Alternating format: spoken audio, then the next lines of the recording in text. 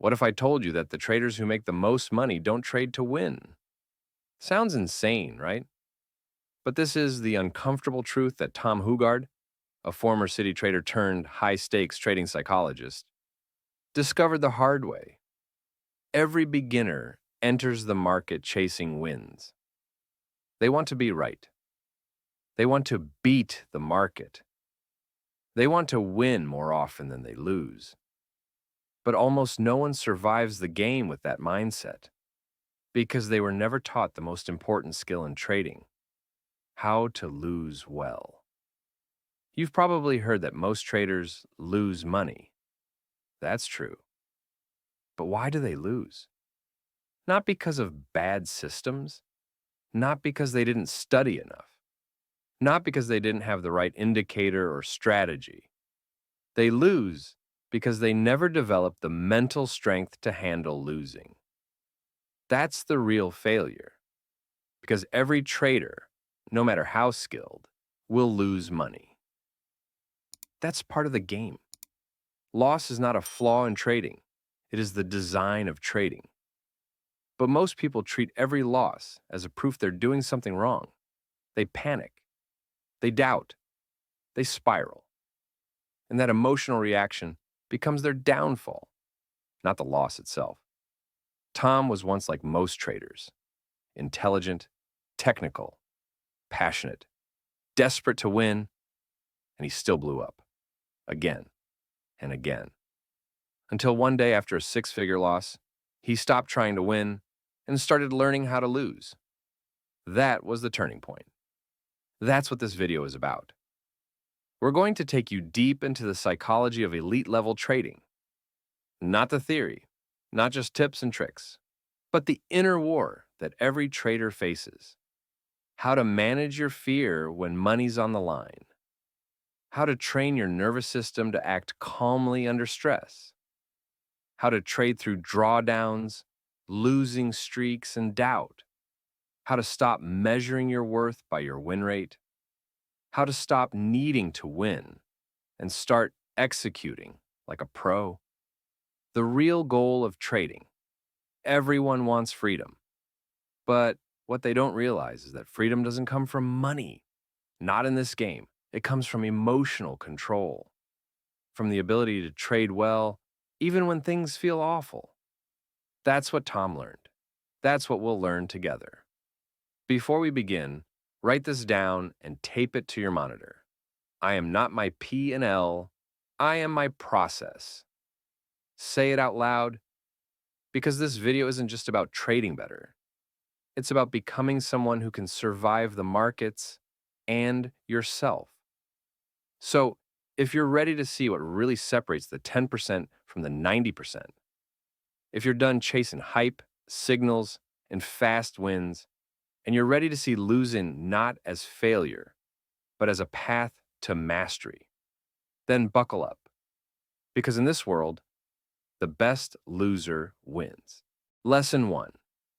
Your mind is the real strategy. You don't trade the market. You trade your beliefs about the market. That quote hits hard, because most traders don't realize this until it's too late. They spend years trying to fix their charts, switching systems, buying new indicators, following the latest mentors. But they never stop to ask the real question: what's going on in my mind when I trade? The market doesn't beat you. Your mind does.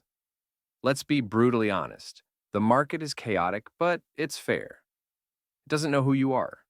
It doesn't care about your dreams. It just moves up, down, sideways. No emotion, no agenda. But you bring all of your baggage to the screen. Fear of being wrong, need to be validated, impatience to make money now, greed when a trade goes your way, shame when it doesn't. And when you click that mouse, it's not your strategy that's in control. It's your nervous system. That's the problem Tom Hougaard uncovered. He realized it's not the system that breaks down. It's you. Tom's turning point. System was fine, mind was not. Tom had what most traders dream of: a clean, proven strategy back-tested results, a clear trading plan, decades of experience, and yet he kept losing. Why?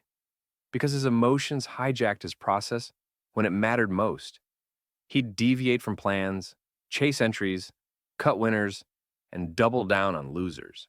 Not because the system said so, but because his ego and fear screamed louder. He realized that his beliefs, habits, and mindset were the real system being traded, not the indicators. The illusion of technical mastery. So many traders think they just need more knowledge. If I learn price action, I'll finally be consistent. If I understand Fibonacci, I'll stop losing. If I buy this course, I'll become profitable. But Tom says this clearly. Technical knowledge is average at best.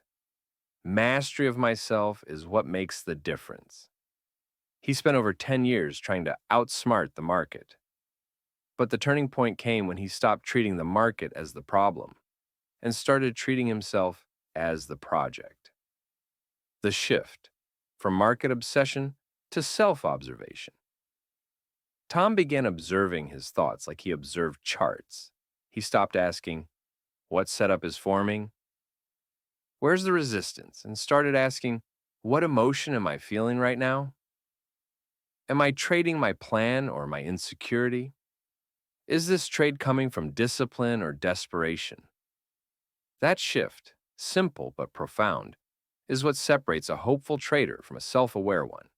Trading is not a strategy game. It's an emotional awareness game. Real example. Same chart, different mind. Two traders open the same chart. One sees opportunity, the other sees danger. One holds calmly, the other panics and exits. One follows their edge, the other guesses. Same chart, same candles, but different minds. That's proof the market isn't the variable. You are. And until you train your mind like you train your strategy, you'll stay stuck. Your inner setup is the real setup. You wouldn't take a trade without a setup, right? So why do you start your trading day without a clear mindset, a planned emotional state, tools to stay aware when emotion hits? Tom learned this the hard way. Now, before every session, he asks, 1. Am I clear-headed or anxious? 2. Am I excited to win or committed to process? 3. Can I accept losing today without losing myself? That's how he prepares, not just technically, but mentally. The lesson summary. Your system isn't your edge, your mind is. You don't trade the chart, you trade your emotional state. The market is not your enemy, your reactions are. Until you master your internal world, no external strategy will save you. What to do next? Here's your first assignment. Take a sticky note and write, what part of me is trading right now? Put it on your monitor. Every time you want to enter a trade, pause and ask yourself, is it your discipline, your fear, your ego, or your process? This one question will change how you see yourself and your trades. So before you go tweaking your strategy or buying your next course, ask this instead. What do I believe about trading, and is it helping me or hurting me? Because in the end, it's not the market you need to conquer, it's you. And that's where real trading mastery begins. Lesson 2. Losing is the most important skill. Most people come to trading because they want to win, but those who stay and thrive learn to lose. This lesson might be the hardest to accept, because everything about your upbringing, your schooling, and your job has taught you. Winning is good, losing is bad. If you lose, you failed. That logic makes sense in sports, in school, in most of life. But in trading, that logic will destroy you. The reality of trading. In this business, even the best traders in the world, hedge fund managers, professionals, market veterans, they all lose. They lose weekly. They lose monthly. They even have years that end red. But here's the difference. They know how to lose. They know how to take a loss without letting it grow into panic. They know how to lose without changing their plan. They know how to lose and keep showing up the next day with the same calm focus. Because losing isn't a threat to them. It's part of the job. The dangerous belief that must die. Tom Hougaard says the single most damaging belief in trading is this: I should win more than I lose. That sentence sets you up to chase perfect setups, fear every stop loss, avoid necessary risk, get emotionally attached to outcome. It turns every red candle into a crisis.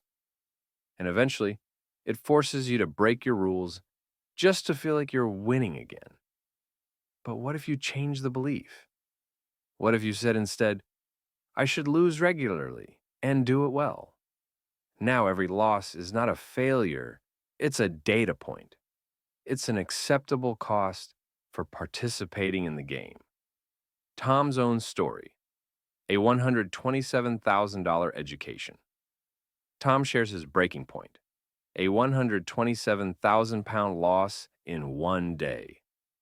Not because he didn't have a strategy, not because he was clueless, but because he got emotionally attached to winning and refused to take a small loss. The market gapped against him overnight. And just like that, his illusion of control shattered. But here's where it gets powerful. Tom didn't blame the market. He didn't even really blame himself. He studied the feeling that made him ignore the loss in the first place. He examined the panic, the ego, the hope, the fear, the bargaining. And what he found was this: the need to win had hijacked his brain, shifting the goal from winning to losing a well. From that point forward, Tom's goal changed. Not win more, but lose smaller. Lose without panic. Lose without revenge. Lose while staying calm. He began to track how he lost, not how he won. Did I follow my process even though the trade didn't work? Did I stick to my stop? Did I size correctly so the loss didn't rattle me? Those became his new wins. And ironically, once he became great at losing, the wins took care of themselves. The poker lesson that changed everything. Tom once sat with a professional poker player who was on a terrible run. Hand after hand he lost, and never once reacted. Tom finally asked, "How are you staying so calm?" The poker player replied, "I already accepted I'll lose 45% of my hands. My edge isn't in winning more. It's in losing better than the rest of the table." That line hit Tom like a thunderbolt. What if your true edge as a trader isn't in having a better win rate, but in having a better relationship with loss? Practical application: track how you lose. Here's how to use this lesson today. 1. After each trade, win or lose, ask, did I follow my process? 2. Create a loss quality score. Rank each loss from 1 to 5. 0.5 equals fully planned, emotionally clean. 0.1 equals emotional, rushed, undisciplined. 3. Reward high-quality losses. Seriously, celebrate them, because they're proof you're trading like a professional. Write this down, sticky note for screen. My edge is not in winning more, it's in losing better. Tape that to your monitor. Because every time you fear a loss, you give your power away.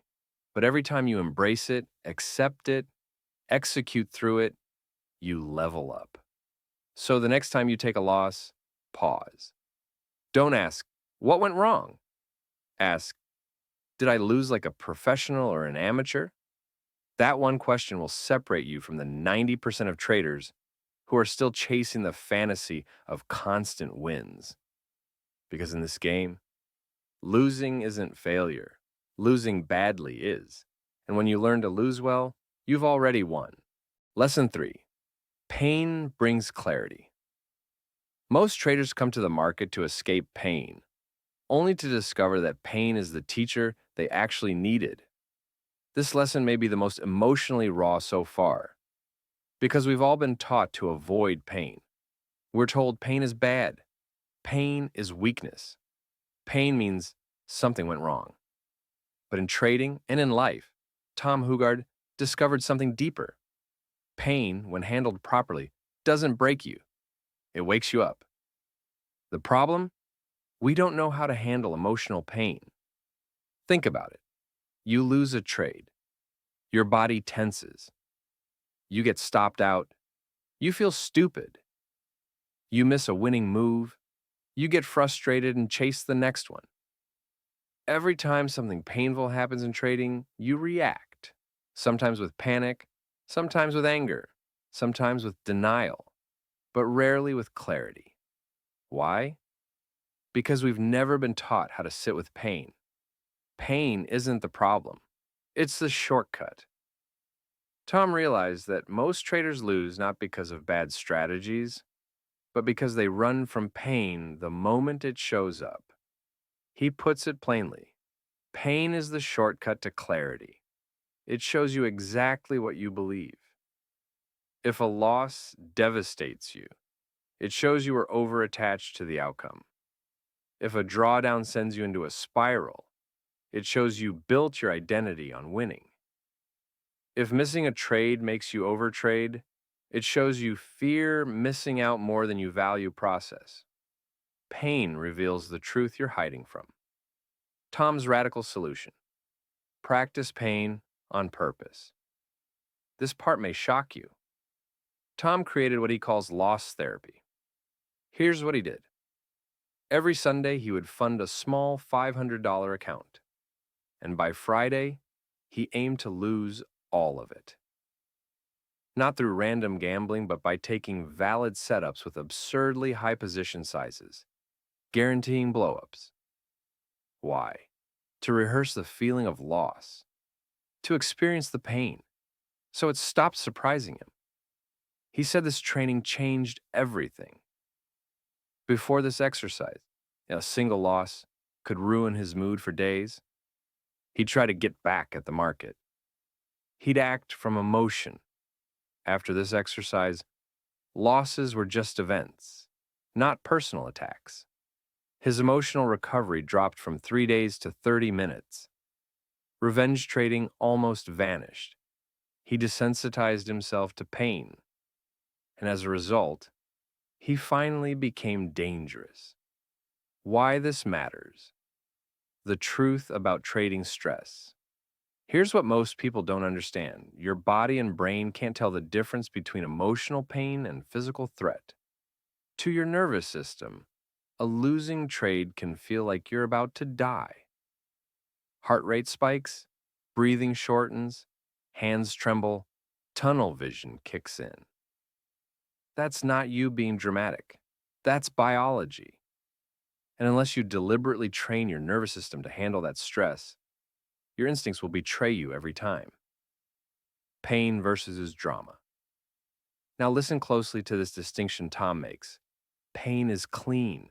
Drama is dirty. Pain tells the truth. It's honest. Drama is the story you tell about the pain. I'm a bad trader. The market's out to get me. I'll never make it. That's not pain. That's ego, storytelling, and self-sabotage. The goal is to sit with the pain without turning it into drama. Practical tool, the emotional debrief. After every loss, Tom writes down: 1. What did I feel in my body the moment I lost? Tightness, heat, nausea, adrenaline. 2. What was the first story my mind told me? You suck. Get back in now. It's not fair. 3. What's the actual truth? It was a normal trade. Losses are expected. My stop did its job. This emotional autopsy helped him separate raw sensation from ego reaction. And over time, that clarity turned into consistency. Bonus practice. Visualize the worst. Tom often rehearses emotionally painful scenarios before they happen. Imagine missing the perfect move. Imagine a day with 5 losses in a row. Imagine being wrong when you felt 100% right. Why? Because when the real event comes, You've already felt it. And now, you're not shocked. You're ready. Sticky note reminder. Write this and put it on your monitor. Pain is not the enemy. Pain is my teacher. Every time you feel emotional discomfort in trading, ask, what is this pain trying to show me about myself? So many traders spend years trying to avoid pain, switching strategies, overanalyzing charts, chasing comfort. But Tom flipped the game. He ran toward pain. He befriended it. He studied it. And in doing so, he became the one thing most traders never become: emotionally unshakable. Because in this game, the trader who can handle pain with clarity always outlasts the one who only trades when things feel good. Lesson 4. Normal thinking doesn't work. If you think like a normal person, you will trade like a losing trader. This lesson is a punch in the gut for anyone still trying to approach trading with the same mindset they use in everyday life. Because here's the truth: trading is the opposite of how normal people think and behave. In real life, fear keeps you safe. In trading, fear can ruin your plan. In real life, avoiding risk is smart. In trading, avoiding risk kills opportunity. If you don't rewire your mind, your normal behavior will sabotage every trade. The default human operating system. Let's be clear: the way you think isn't your fault. It's biology. You were built to seek comfort, avoid uncertainty, look for patterns, react quickly to danger, feel good when you're right. That was useful when we were dodging predators on the savannah. But in trading, that same wiring turns you into your own worst enemy. How normal thinking shows up in trading. Let's go through the common traps of normal thinking that traders fall into. 1. You cut winners. Too early. Normal mindset says, take what you can get, don't be greedy. But in trading, the big money is made by holding winners. Normal thinking takes small profits and lets losses grow. 2. You add to losing trades. Normal logic says, it's cheaper now, why not double up? But in trading, you just multiplied your risk on a losing position. Smart traders add to winners, not losers. 3. You chase missed moves. Normal thinking says, I missed it, I better jump in before it's too late.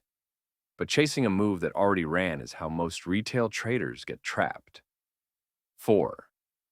You avoid losses like they're failures. Normal logic sees a red trade and says, I messed up. But a professional says, that loss was part of the plan. Tom's wake-up call. What if normal is the problem? Tom Hougaard realized this the hard way. After years of applying what seemed like common sense, he still failed.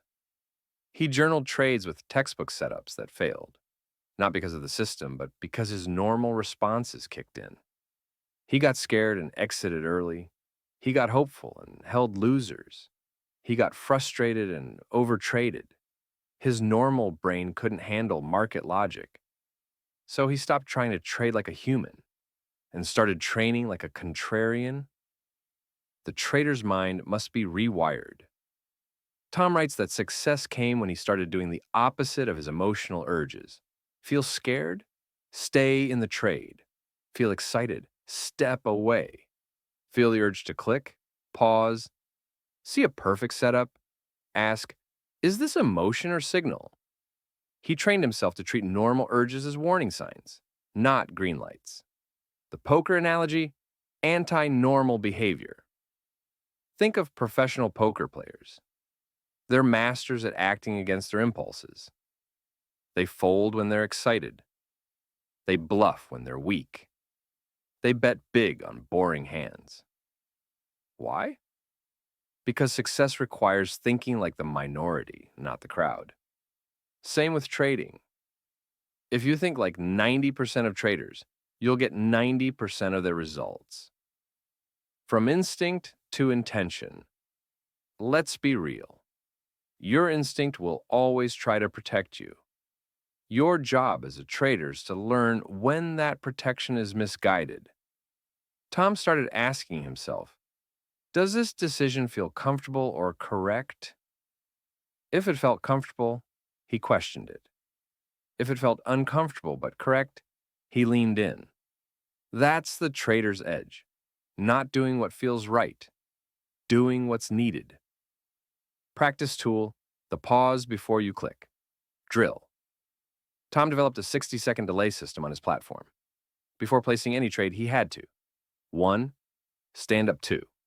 Say out loud, I am Tom, and I'm about to do something stupid. 3. Wait 60 seconds. 4. Ask 3 questions. Oh, is this my plan or my emotion? Oh, would I teach this move to someone else? Oh, can I afford this trade financially and emotionally? That 60 seconds was the circuit breaker. It saved him from normal behavior hundreds of times. Shift your thinking. Here's what this lesson is saying. No fluff. Normal thinking says, avoid pain. Take profits quickly.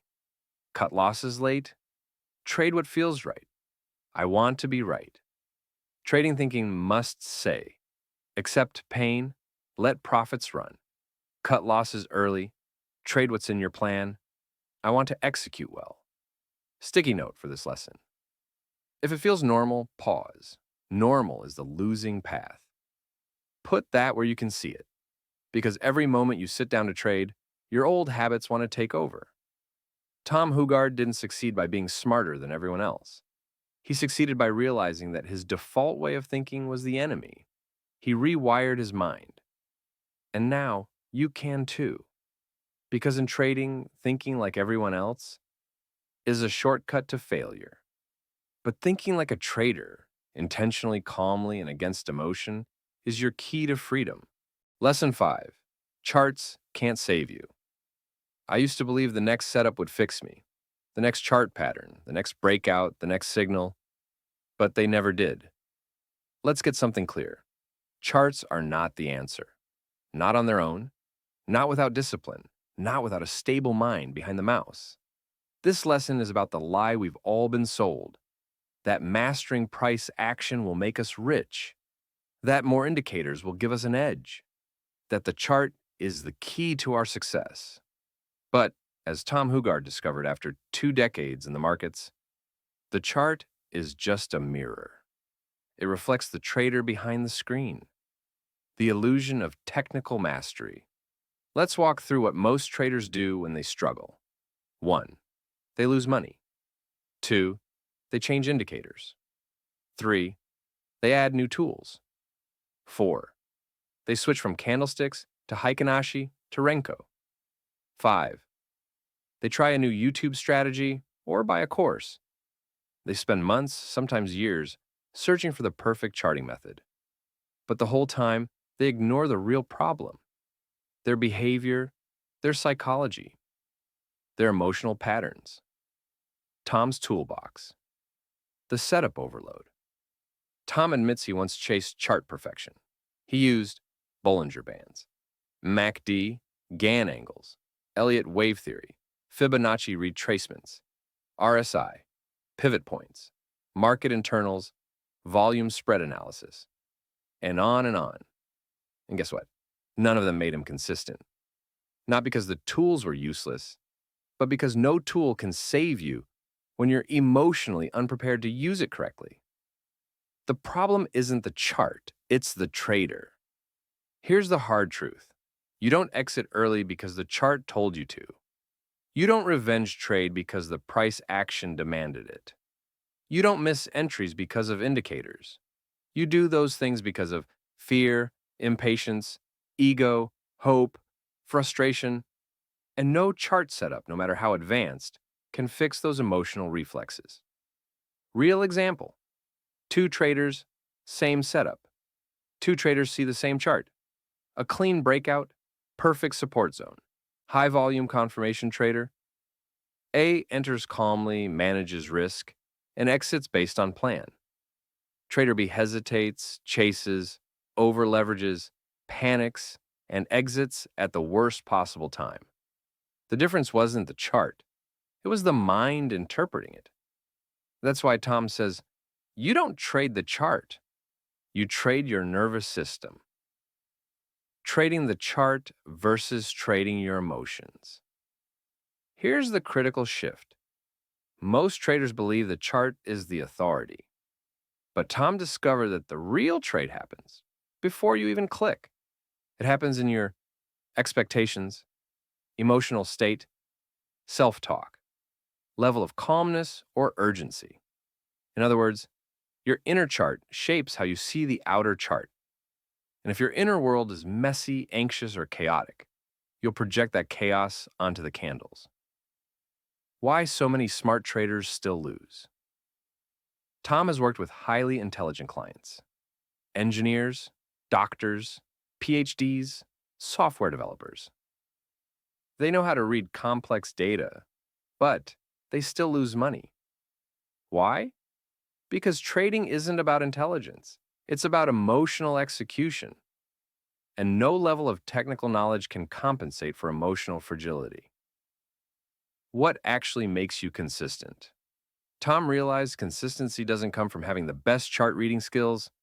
It comes from having the discipline to wait, the humility to accept a loss, the calmness to stay in a winning trade, the self-awareness to recognize your impulses. He even says, some of my best trades came when I forgot to check the chart. I was so focused on following my process, the setup didn't matter. Actionable insight. Simplify and observe. Tom suggests this challenge for traders stuck in chart overload. 1. Pick one simple system. Don't add anything new for 30 days. 2. Trade it blindly, but log your emotions. Don't analyze setups. Analyze yourself. 3. Ask after every trade. Oh, what did I feel before, during, and after? Oh, did I follow my plan or react emotionally? This exercise will reveal something most traders never see. The chart is not the source of your results. You are. Sticky note for this lesson. The chart doesn't need fixing, the trader does. That one sentence could save you years of wasted time. So if you're stuck searching for the Holy Grail setup, if you're tweaking indicators every week, if you're blaming your tools every time you lose, it's time to look in a new direction, inward. Because the truth is simple. A great trader can trade any chart. A struggling trader can ruin any setup. And once you accept that, you stop searching for better tools and start becoming a better tool user. Because in this game, the candle doesn't control you. Your reaction to it does. Lesson 6. Most traders are addicted to winning. Most traders aren't in the market to make money. They're in it to feel good. You think you're here to make profits. You tell yourself you're here for freedom. But the truth might be harder to swallow. You're here for validation. You're here because winning feels good. And losing?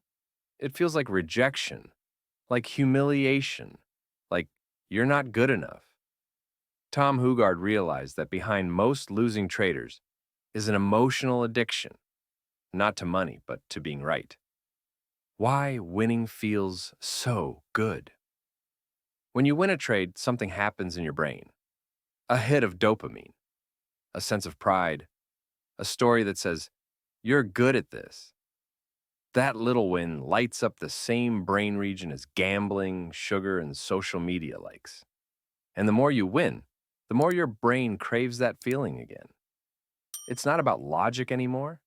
It's about relief, validation, identity. You're not trading the market anymore. You're trading your self-worth. The problem with chasing wins. Here's where it gets dangerous. When you crave winning, avoid taking necessary losses. Move stops to give it a chance. Cut winners early to lock in the high. Overtrade to get back to green. Double down to feel in control. Winning becomes a drug. And like any addiction, it makes you irrational. Tom's wake-up moment, 17 wins in a row. Tom once posted 17 consecutive winning trades on Facebook. The comments flooded in. People called him a genius. The dopamine hit was real. Then came the next day. One trade, one emotional mistake, one loss that wiped out everything. But he didn't post that one. Why? Because it didn't feel good. Because it broke the illusion of the winner identity. And that was the moment he saw it. He wasn't trading for himself. He was trading for approval. Trading as emotional performance. Tom realized he was performing, not trading. Holding trades too long to avoid embarrassment. Exiting too early so he could post the win. Taking setups at specific hours. Not for market edge, but for audience attention. At that point, he asked himself the hardest question of all. Would I still trade if no one ever saw my results? And he couldn't answer. The human need to win. Let's break this down simply. Winning feels good because it gives us certainty. I'm doing something right. Control. I can beat this. Status. Others will respect me. Safety.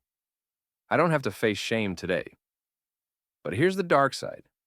The more addicted you are to winning, the worse you handle losing. And since all traders lose regularly, your downfall is inevitable. The cycle of destruction. Tom maps out the destructive loop most traders fall into. 1. Win feel amazing. 2. Lose feel worthless. 3. Trade emotionally to win again. 4.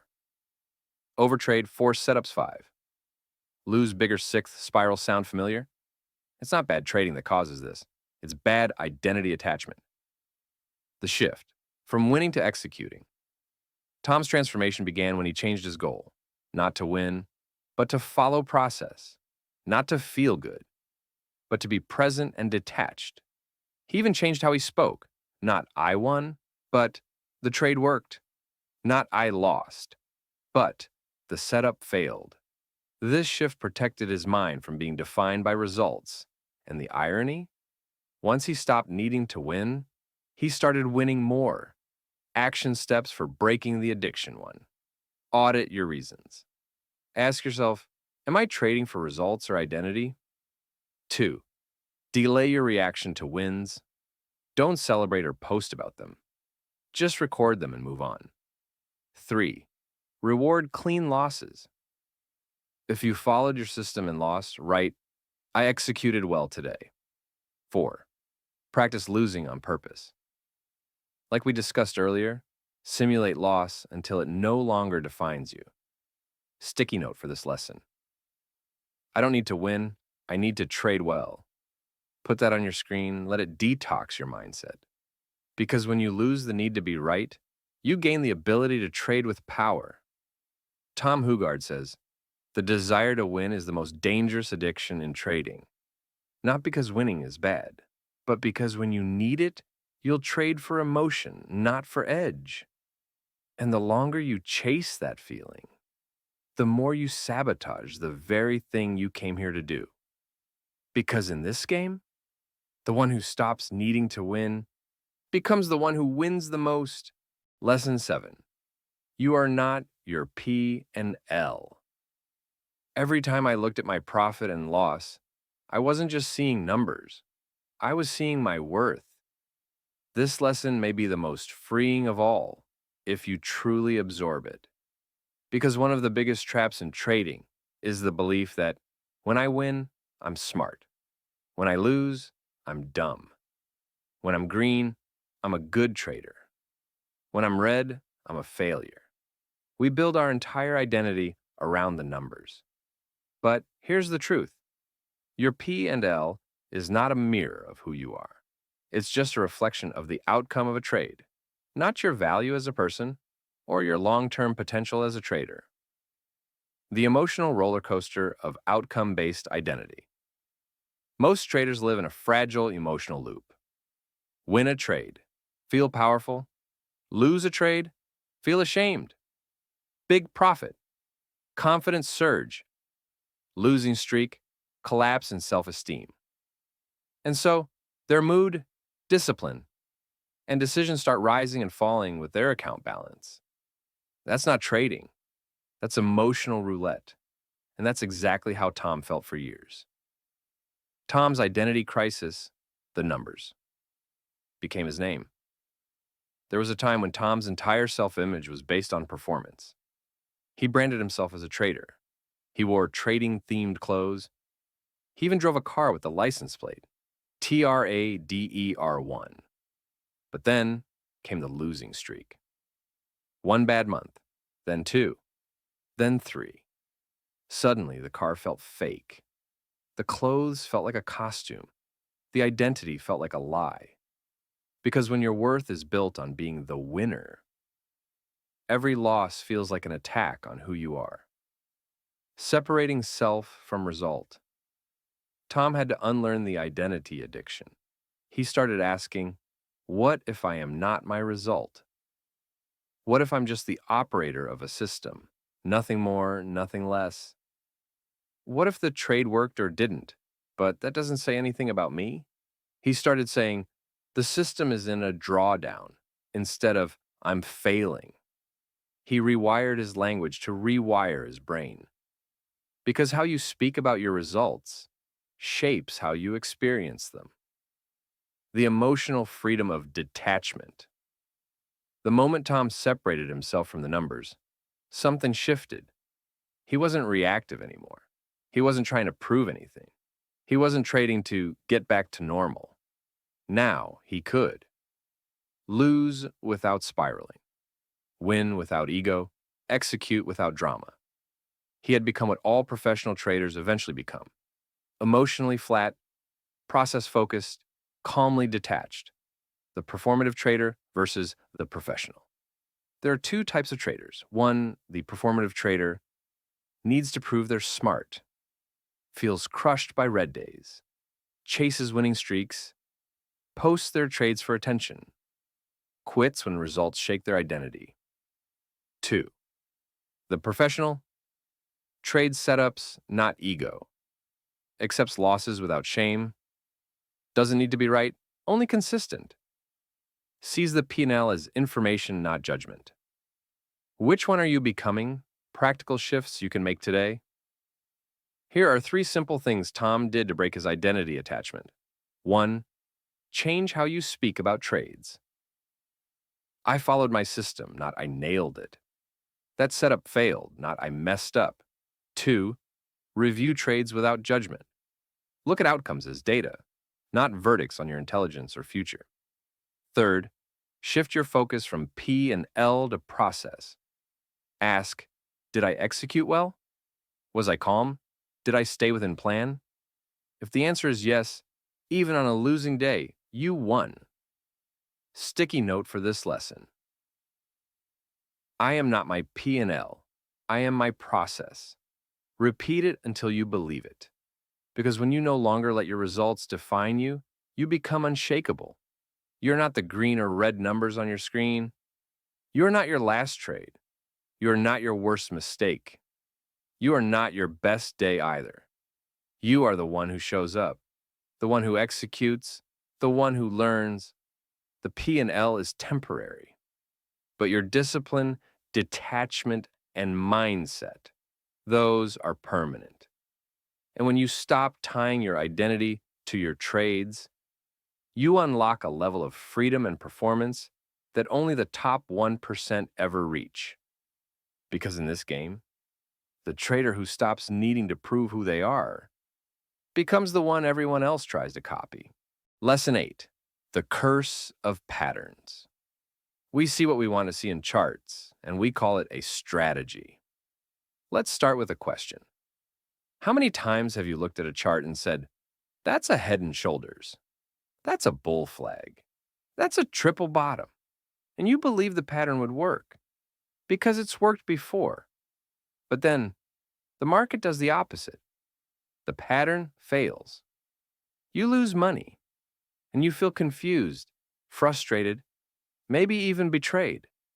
That's the curse of patterns. They give you confidence without control. Why patterns are so seductive. Humans are wired to look for order in chaos. It's how we survive.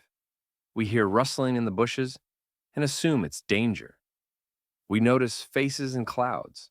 We connect dots, even when they don't mean anything. In trading, this shows up as pattern recognition.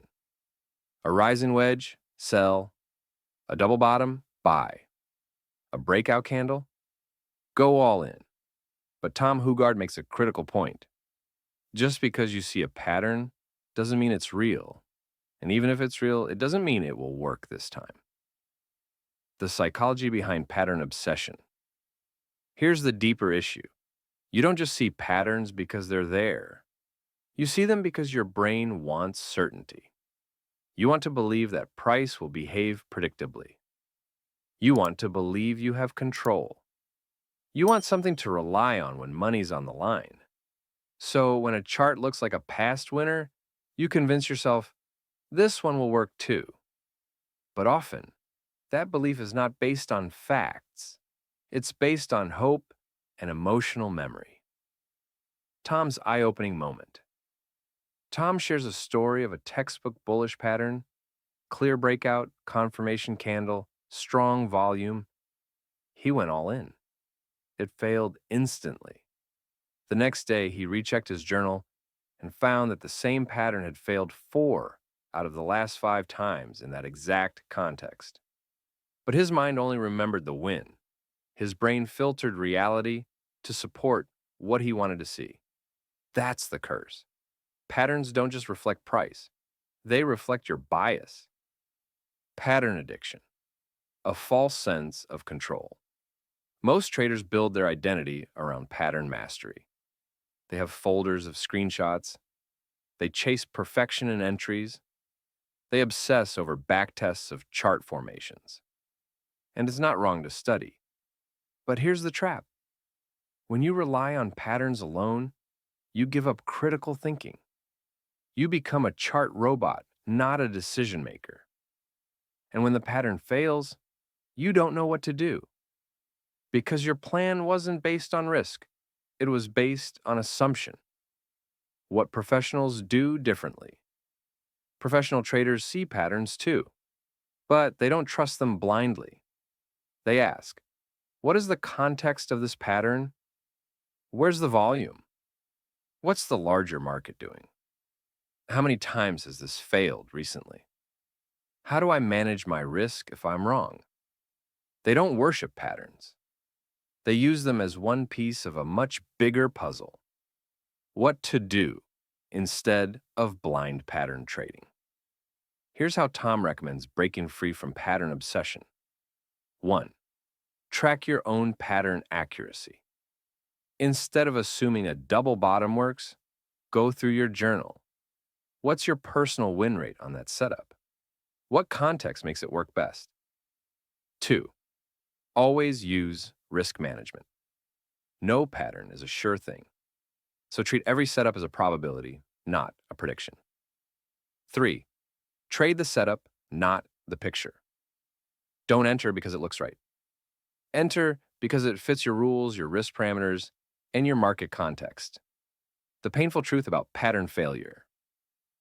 Most pattern failures don't cost you money, they cost you confidence. You start doubting your entire system. You tweak your plan. You go back to searching for better setups. You abandon structure and chase new strategies. And now, you're not trading patterns. You're trading emotionally again. That's how pattern reliance leads back to chaos. Sticky note for this lesson. Patterns are not promises. They are probabilities. Stick it on your screen. Because the next time you see a setup that looks perfect, you need to pause and remember. Even the cleanest chart can produce a messy outcome. Tom Hougaard says, the market doesn't owe you because the chart looks nice. And that's a powerful reminder. Patterns are helpful, but not holy. They're tools, not truth. And if you use them blindly, they will eventually betray your expectations. The best traders don't just spot patterns. They test them. They question them. They know when to trust them and when to walk away. Because in this game, The trader who thinks critically always outperforms the one who sees the most shapes. Lesson 9. The myth of the risk to reward ratio. Traders are obsessed with risk to reward ratios, but the market doesn't care about your math. Let's start with a phrase you've probably heard 1,000 times. Only take trades with a 3-to-1 reward to risk ratio. Sounds smart, sounds safe, sounds strategic, but in reality, that idea, when misunderstood, can make you miss opportunities, cut winners too soon, and actually hurt your performance. This lesson is not saying you should ignore risk. This lesson is about seeing the whole truth behind risk to reward, because what works on paper doesn't always work in real trades. What is the risk to reward ratio? Let's get basic. If you risk $100 on a trade and your profit target is $300, that's a 3-to-1 reward to risk ratio. The idea is that even if you only win 40% of the time, you'll still make money long term. That's solid logic in theory. But here's the problem. Most traders misuse this concept. They use it to justify entries they shouldn't take, and they use it to cap trades that had more room to run. The risk to reward trap. Tom Hougaard shares this common mistake. He would enter a trade with a 3-to-1 RR. He'd reach his 3R target, exit the trade, feel smart and disciplined, but then the trade kept running 5R, 8R, 10R, and Tom realized he was cutting his best trade short just because of a ratio, not because of market structure, not because of risk, but because of an arbitrary number he had imposed on the trade. That's when he saw the flaw. The market defines the reward. Your job is to manage risk and stay in the move. Why fixed profit targets can be dangerous. Here's what happens when you always take fixed RR setups. You cut big winners short. You hold on to losers longer because it might come back. You obsess over your R multiple instead of your edge. You ignore the chart once price gets close to your target. You treat trading like math, not like dynamic decision making. The reality is, most of your edge as a trader comes from a few big winners. Cutting them too early kills your long-term performance. Real-life analogy, the parachute jumper. Imagine you're parachuting toward a moving target on the ground. You calculate your landing, but the wind changes. Your target moves. Would you still land at your original spot because that's what your plan said? Number you adjust. The market is the same. Setting a 3R target and refusing to adjust, even when the market gives more, is like closing your parachute just because you reached your planned height. Backtesting versus live trading. In backtesting, risk to reward makes sense. You have clean data. You know exactly where trades would have gone. But in live trading, emotions exist. Slippage happens, patterns fail, context changes. And that means your job isn't just to hit 3R. Your job is to read what the market is telling you and adapt. Tom's philosophy: let the market decide the reward. Tom began trading differently. He defined his risk before the trade, but he let the market define the potential reward. He focused on trend strength, key levels, volatility expansion, price action behavior after entry. Sometimes the trade gave 2R, sometimes 12R, and he let it happen without forcing the outcome. Practical application, flexible exit strategies. Here's how you can use this lesson. 1. Use a trailing stop once your trade is up, 2R or 3R. Let the market keep paying you if the trend continues. 2. Divide your position. Take partial profit at 3R. Let the rest ride with a trailing stop. 3. Observe market behavior. Does price stall near your target? Fine, exit. But if it accelerates, Stay in. Learn to be flexible, not mechanical. A warning, don't throw out risk management. This lesson is not saying ignore risk. You must always know your stop loss in advance. Size positions properly. Never risk more than you can emotionally and financially handle. What this lesson is saying, don't treat reward as a fixed ceiling. Let your edge unfold when the market gives you more. Sticky note for this lesson, I define risk. The market defines reward. This is how Tom reframed his entire trading philosophy. The myth of the risk to reward ratio is this, that you can trade by numbers alone. That if you stick to 2 to 1 or 3 to 1, you'll win the game. But the market isn't a spreadsheet. It breathes. It evolves. It rewards those who can stay in the move, not just those who measure it. Because in this game, those who let profits run and cut losses quickly are the ones who win. Lesson 10. Add to winners, not losers. Retail traders love to buy when prices fall. Professionals add when prices rise. Let's paint the picture. You take a trade. It goes against you. You think, it's cheaper now. You double down to improve your entry price. You call it scaling in. But really, you're adding to a loser, hoping it turns around. This lesson is simple but powerful. Don't feed losing trades. Feed winning ones. Because in trading, momentum is information.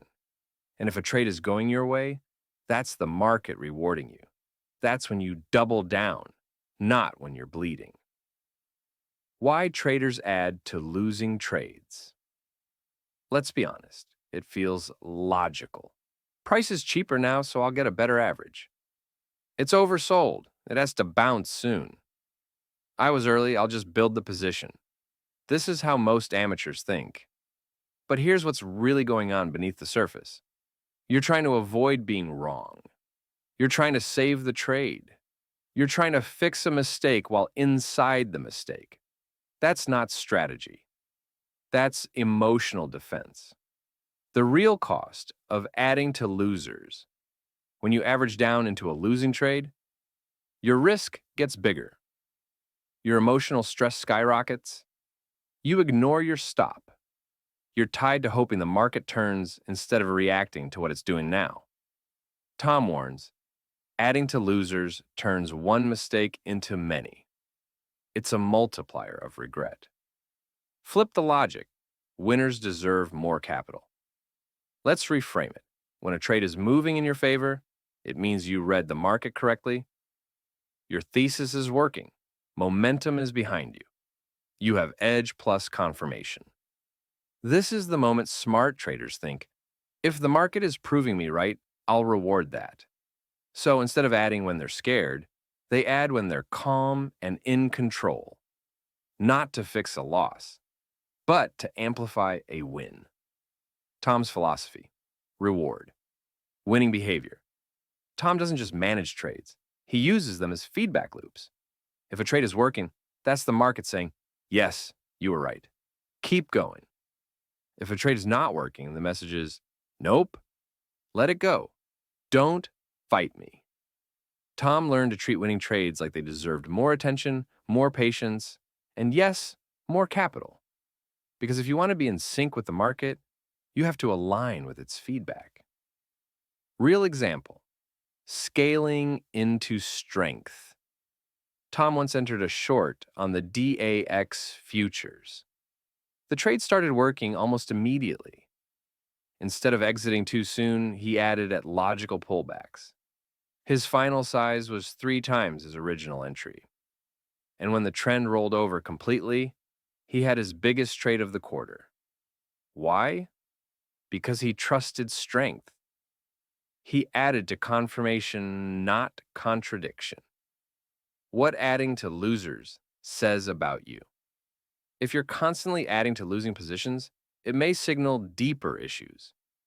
A fear of being wrong, a refusal to accept reality, a need to rescue yourself, a hope that if you average down, the pain will go away.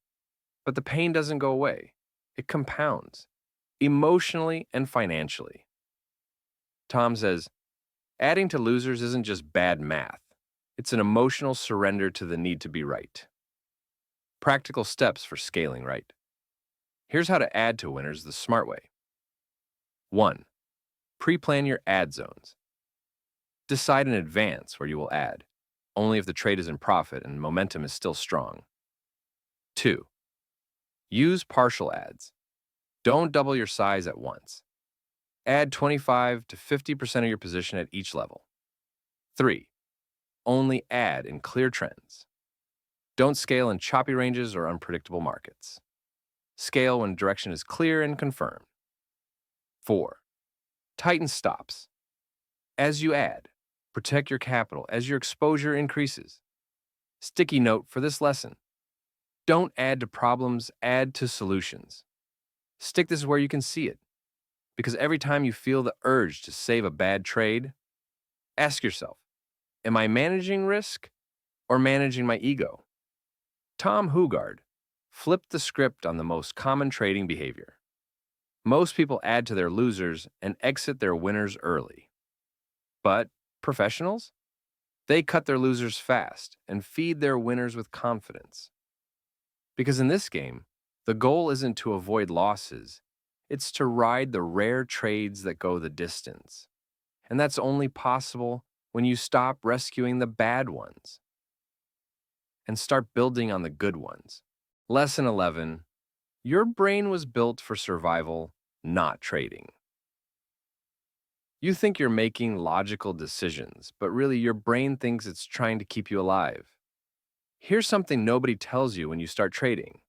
You're not losing because you're dumb. You're not losing because you're weak. You're losing because you're human. You're trying to play a high-speed, money-on-the-line, emotionally brutal game with a brain that was designed for survival in the jungle.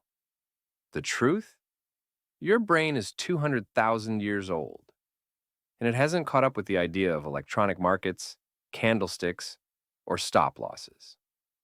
How your brain responds to risk. Let's go back to basics. In prehistoric times, your brain had one job: keep you alive. So it developed systems to detect danger and respond instantly. Hear a noise in the bush, fight or flight, sense uncertainty, freeze and gather information, feel cornered, act aggressively, or run. Now fast forward to today.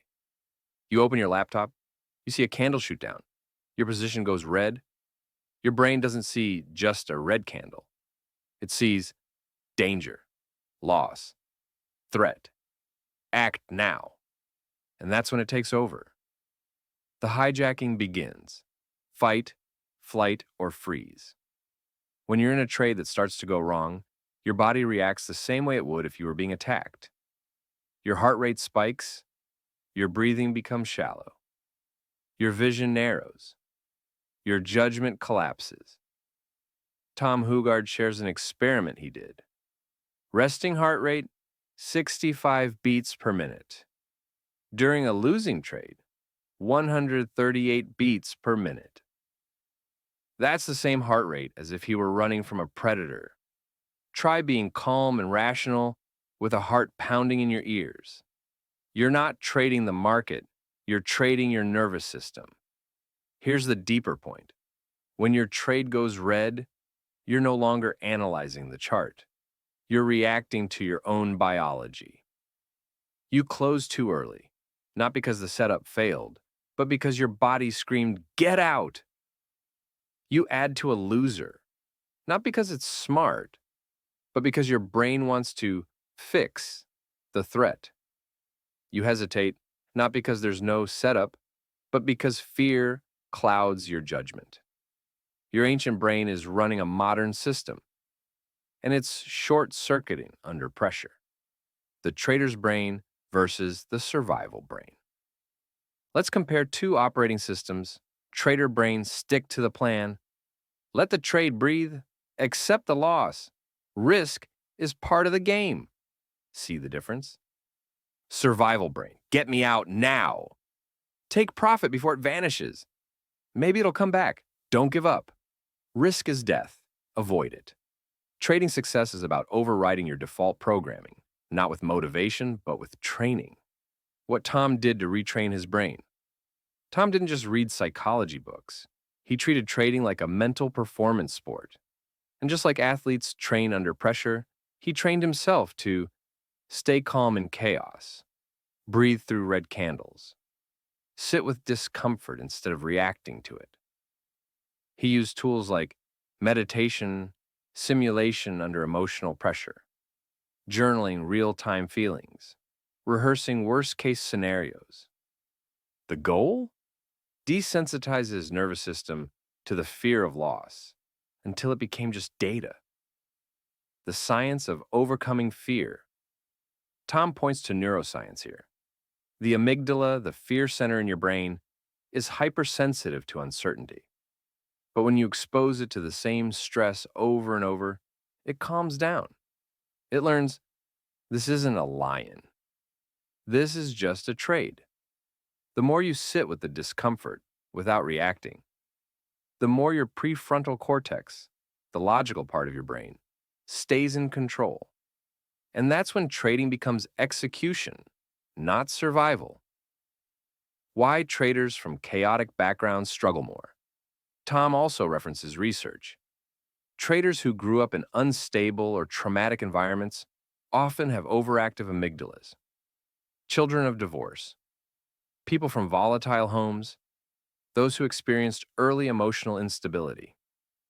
These traders are more likely to exit too early, hesitate in fear, avoid losses at all costs, react impulsively. Why? Because uncertainty triggers old survival patterns, patterns rooted in fear, not trading logic. How to start retraining your mind. Here's what you can start doing today. 1. Journal your physical reactions. Track what your body does during trades: tight chest, racing thoughts, panic. 2. Meditate before trading. Even 5 to 10 minutes can lower your baseline stress and boost focus. 3. Use a breathing anchor. When the market moves fast, stop, take 3 deep breaths, and say, this is just a trade. 4th, simulate emotional scenarios. Replay losses, rehearse missing trades. Train your brain to sit with discomfort instead of running from it. Sticky note for this lesson. This isn't danger. This is just data. Let that rewire your nervous system one trade at a time. Tom Hougaard's biggest breakthrough wasn't technical. It wasn't strategic. It was physiological. He trained his body to stop reacting like he was under threat. And once he did, he held winners longer, he cut losers faster, he entered without hesitation. He traded with calm, even in chaos. Because in this game, the trader who masters their nervous system always outperforms the one chasing perfect setups. Lesson 12. Most people don't want to change. Everyone says they want to succeed in trading, but very few are willing to become the person who can. Let's start with a hard truth. Most people don't actually want to improve. They want the feeling of progress without the pain of transformation. They want a shortcut. They want convenience. They want a better life without giving up the habits that are destroying them. Tom Hougaard learned this the hard way, not by judging others, but by observing himself. He realized trading doesn't just require better strategies. It requires a better you. Why change is so hard? We all say we want to grow, but growth always comes with discomfort. It requires admitting your current self is not good enough. It demands that you let go of the identity that feels safe. It forces you to confront your flaws without excuse. Most people won't do that. They would rather be consistently unprofitable than emotionally uncomfortable. What most traders do instead. Here's what the majority of traders actually do when they struggle. Blame the market, change indicators, switch time frames, look for a new course or strategy, blame their broker, news, or social media. But what they never do? Examine themselves. Tom says, until you realize you're the problem, you can't become the solution. The illusion of progress. There's a very specific danger Tom warns against: mistaking movement for change. This looks like reading dozens of trading books without changing behavior, binge watching YouTube but avoiding journaling, joining Discord groups to learn but never following a plan, downloading new indicators instead of managing risk better. These are all forms of distraction dressed up as effort, and they keep traders busy, but not better. Tom's wake-up call, the mirror moment. Tom reached a breaking point during a long drawdown. He realized he wasn't just losing money, he was refusing to evolve. He kept searching for tactical solutions when the real issue was internal. He was emotionally attached to being right. He avoided pain. He was still operating from an identity built on ego, not excellence. That's when he asked himself the question that changed his life. Am I willing to become someone new? Or do I just want to keep being me, but richer? Change requires identity. Death. This is what most traders don't want to hear. To become the trader you want to be, you have to let go of the trader you are. That means letting go of your need to win, releasing your attachment to being smart, surrendering your desire to feel good all the time, accepting that you're not in control of the market, only yourself. Tom says, the trader who grows the fastest is the one who dies the most inside. It sounds dramatic, but it's true. Real change is brutal. It breaks your identity, and that's why most avoid it.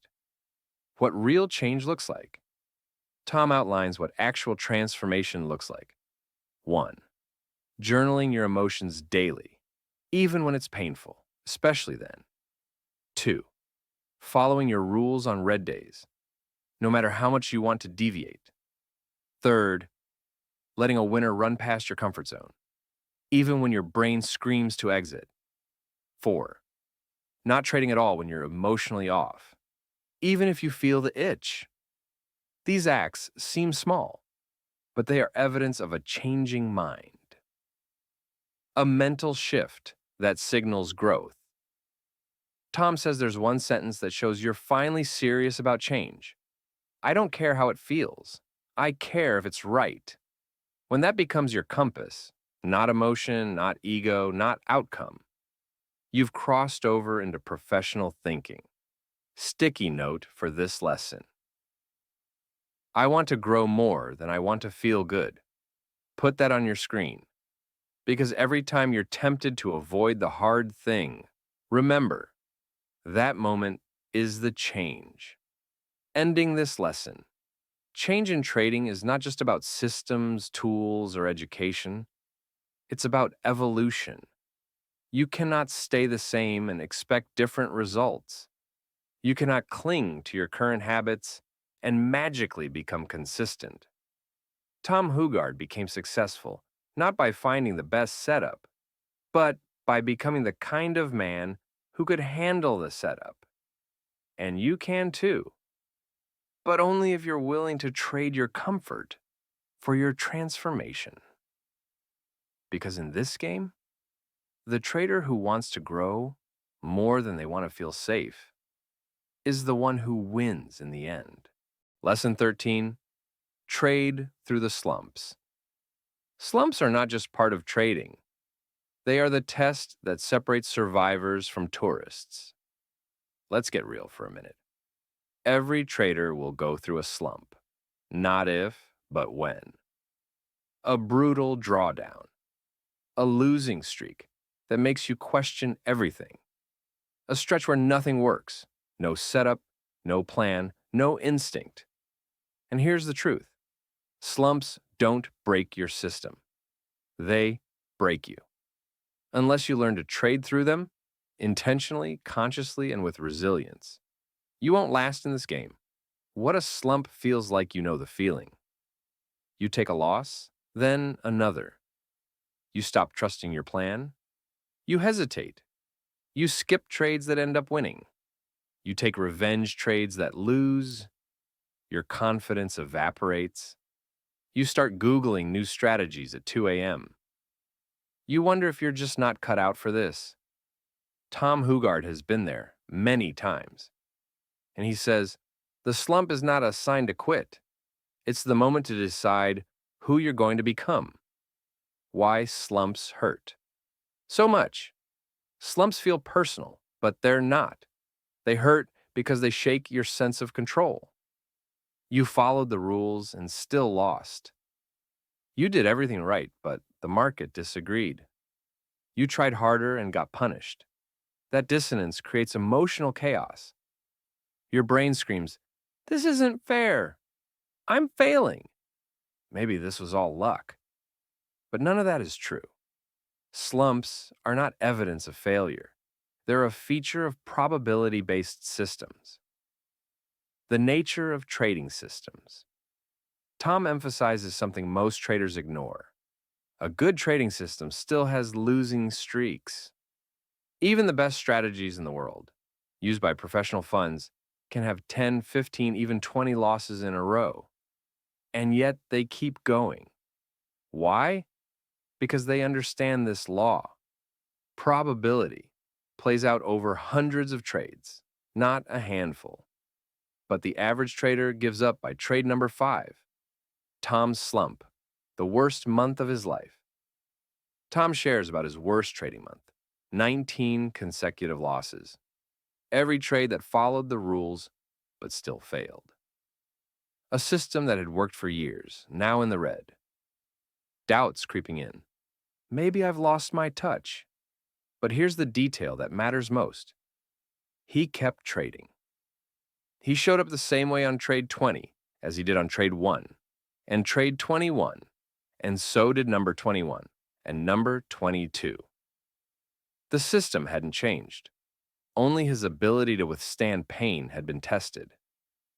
The real purpose of slumps. Tom reframes slumps beautifully. They're emotional detoxes. They strip away illusions of control, addictions to winning, ego-driven expectations, the false belief that trading should feel good. Slumps humble you. They quiet the noise, and they force you to choose. Do I need to win, or do I need to be consistent? How to trade through a slump. Tom offers a framework for navigating dark stretches. 1. Focus on process, not P&L. Judge yourself on one thing only. Did I follow my rules?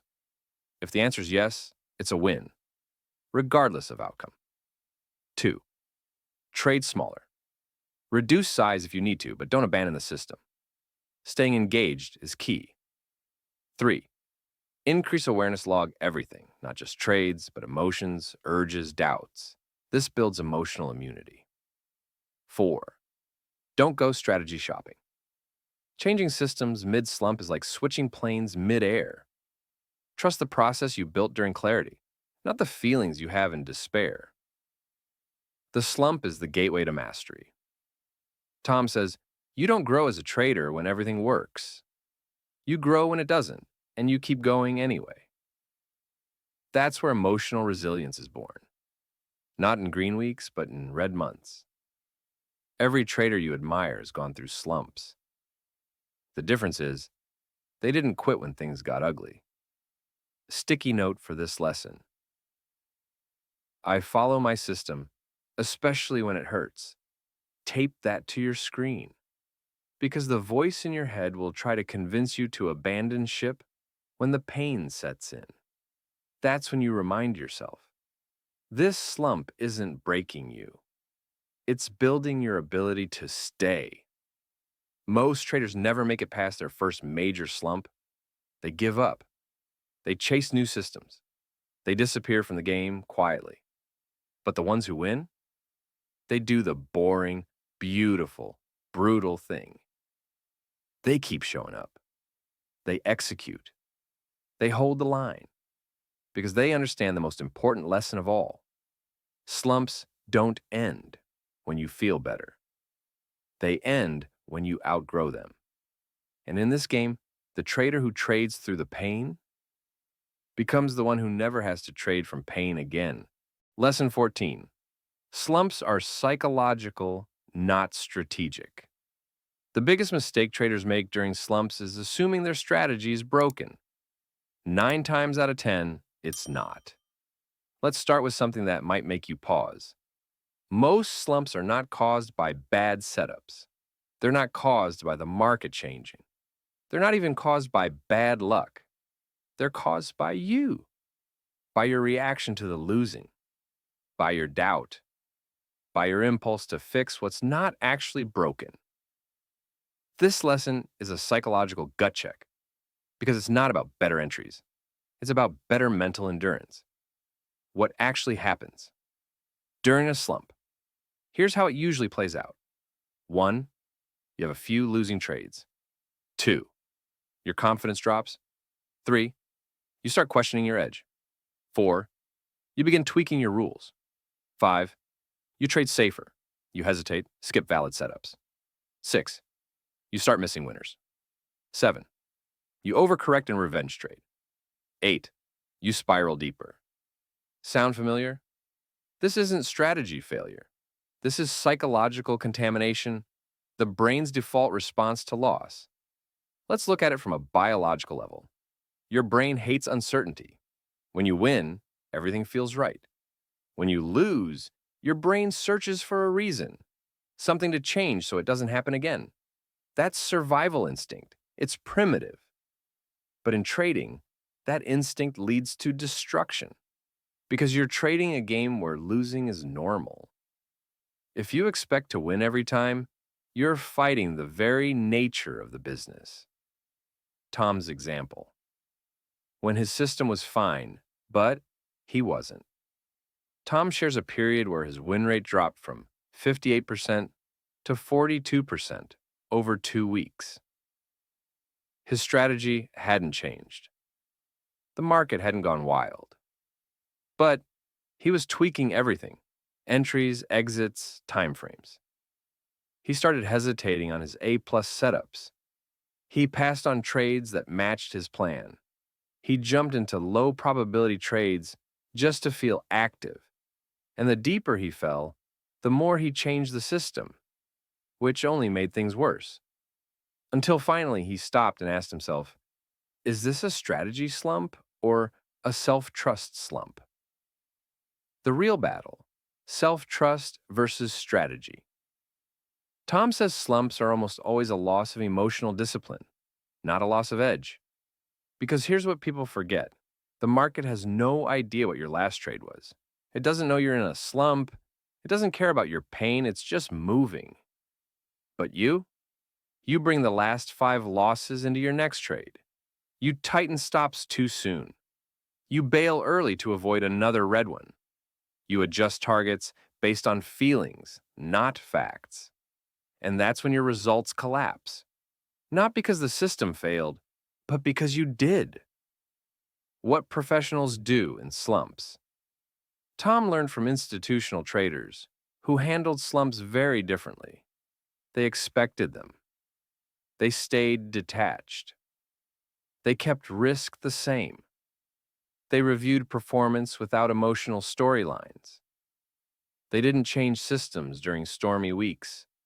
They knew that slumps were part of the long game, and that their job was not to fix them, but to trade through them with minimal damage. How to survive a psychological slump.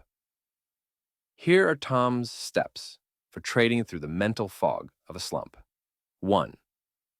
Journal emotion. Before adjusting strategy, before you change any rule, write down what you're feeling. You'll often find you're not reacting to the system. You're reacting to fear. 2. Return to your core. Setups trade only your highest quality setups. Not the maybes, not the just this one. Only what you've tested and trust. 3. Simulate. Don't experiment. Instead of changing the system, Test it in replay mode. Don't risk real money on emotional tweaks. 4. Define the slump by behavior, not results. Ask, am I executing well? If yes, then the slump is temporary. If no, then focus on fixing you, not the market. The slump rule that changed everything. Tom eventually created a personal rule. No strategy change for 30 trades, no matter what.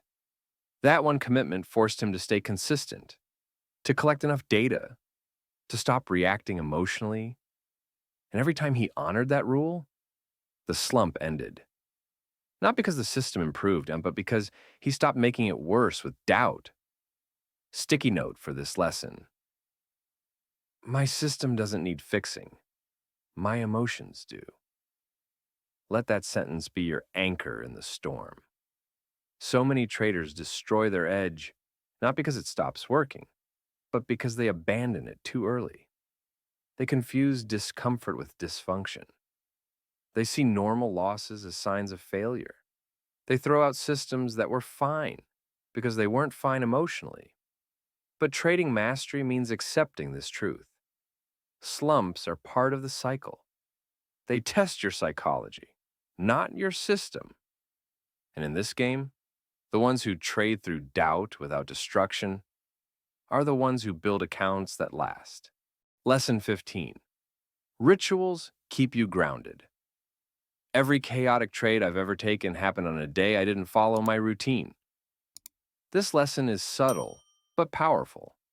It's not about indicators, not about market structure, not even about trade management. It's about something far more foundational. Rituals. What you do before the market opens, what you do after a loss, what you do when you feel fear creeping in. Those routines can mean the difference between emotional trading and professional execution. Why rituals matter in a chaotic game? The market is unpredictable. You never know what the news will bring, if your setup will play out, how your next trade will go. But you do know you. You can control your preparation, your mental state, your process. Rituals are how you create consistency in an inconsistent world. They anchor you. They remind you of who you are, especially when the pressure hits. Tom's experience from emotion to intention. Tom didn't always have rituals. He used to start his day like most traders.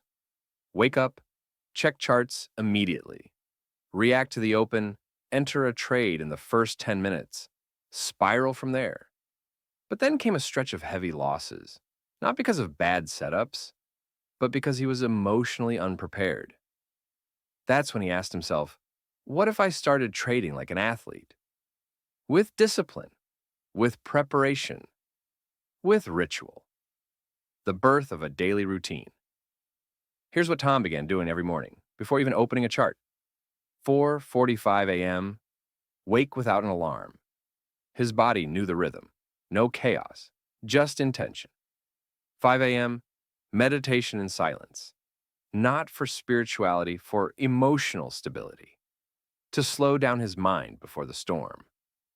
5:20 a.m., gratitude journaling. 3 things he was thankful for. Not because it changed the market, but because it changed him.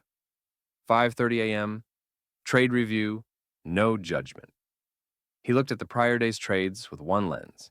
Did I follow process? No celebration, no self-blame, just facts. 5:45 a.m., set the day's intention. He would write one sentence. I trade to stay awake, not to take. I seek awareness, not outcome. Today, I trade through process, not pressure. That became his compass. The power of pre-market rituals. These simple habits did something incredible. They slowed his nervous system, reduced impulsive trades, increased emotional self-awareness, created mental space between stimulus and response. Suddenly, Tom wasn't reacting anymore. He was responding. And that's when he became dangerous, not because of better analysis, but because of better presence. Rituals versus discipline. Here's a distinction Tom makes. Discipline is a decision. Ritual is a system. You can choose discipline, but in moments of stress, it often disappears.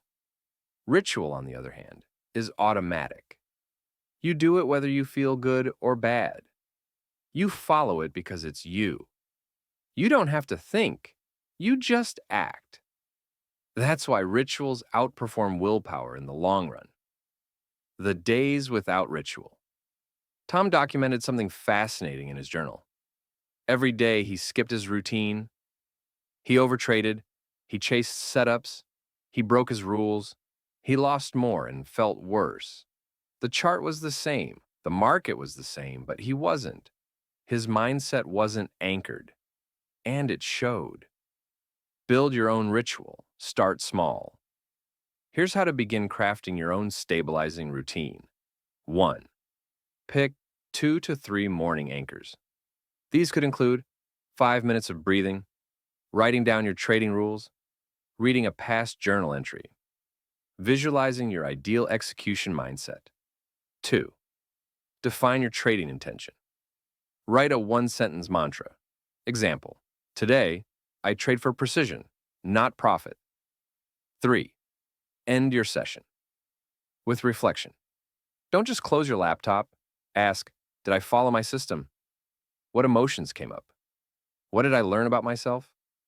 Sticky note for this lesson. My rituals protect my edge.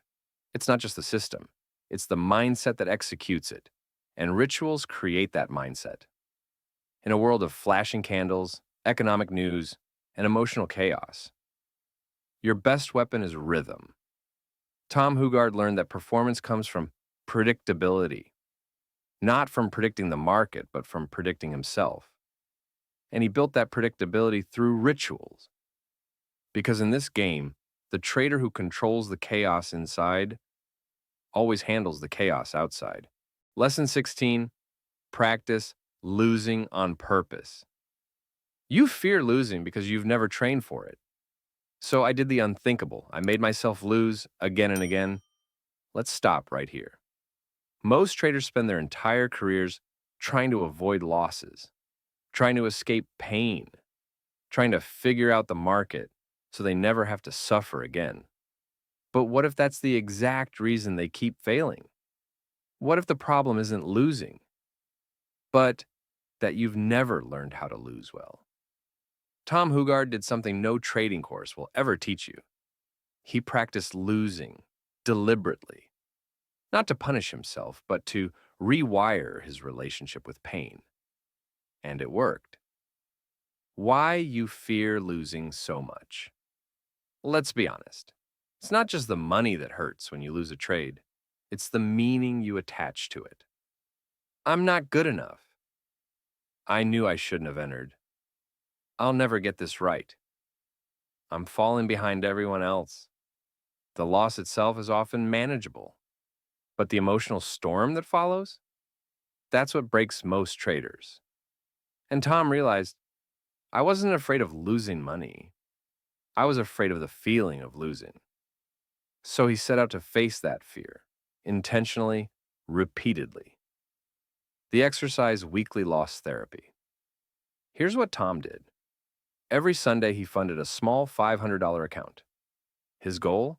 Lose it entirely by Friday. Not by gambling, not by acting stupid, but by taking real trades with position sizes so large, the risk of blowing up was guaranteed. He called it loss therapy. It sounded crazy. Even his broker called him asking if his account had been hacked. But Tom wasn't being reckless. He was being intentional. He was inoculating himself against the shock of loss. What he learned from forced failure. Here's what started to happen after a few weeks.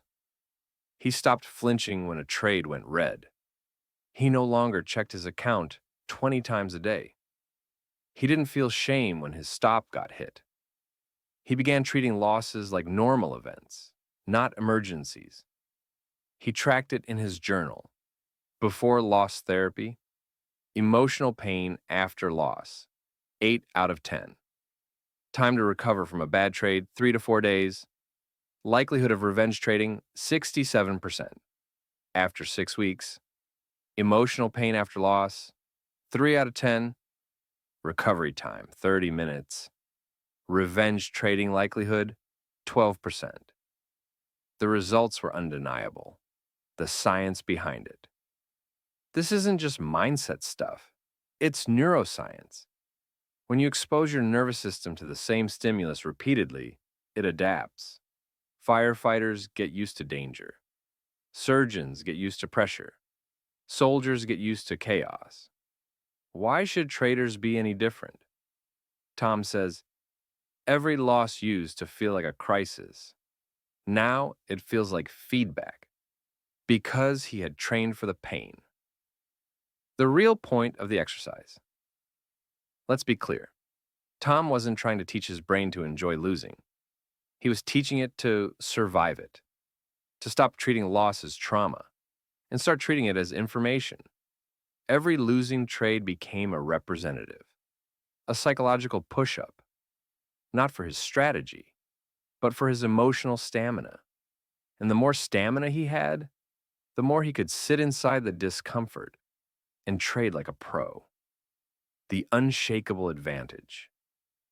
When you've rehearsed loss over and over, something powerful happens. You stop overreacting. You stop avoiding red trades. You stop needing every trade to be a winner. You stop needing to feel good to act correctly. That's what Tom calls emotional immunity. Most traders try to build technical edge, but the real edge is being the calmest person in the room when everyone else is panicking.